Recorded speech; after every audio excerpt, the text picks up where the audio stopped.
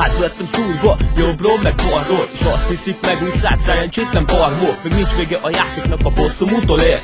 Azt fogod kapni, amit én kaptam, te rohadék. Egy-két titkot tudok, elmondom neked véged. Bármikor kicsináltak, remélem ezt érted. Nem estem szét még, mindig talpon vagyok. Ez azt jelenti, nem soká keresztbe rakok. Hátba szúrtatok engem, én hátba szúrlak téged. Utána kicsinálom azt a kis mocskos férje. Ha azt hitted, megúszod, mert szép szemmel nézel rám. A dühvezérel engem, hiába mondod, hogy állj. Lehet velem beszélni, értetélni szépen. Próbáld meg egyszer, és meglepődsz az eredményen. Azt mondod, köcsög vagyok és flegma. Hát hogy gyere szob, véres a farkomat. Nem viccből kapod, folyadban a savat. Elbasztál mindent, te rohadt nagy marha vagy. A kisgyerkőcske annyi, szét leszel baszva. Nem voltál korrekt, és sem leszek az. Szemembe hazudtál, nyaltad a seggem. Mind a ketten elhúzhattok a levesre.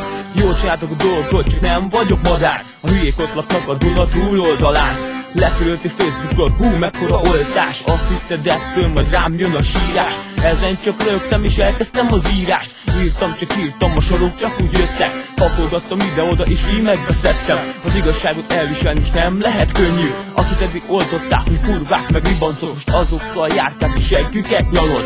Szerintem kétszínű vagy egy szánalmas ember. Ennyit rólatok, hát kapjátok be.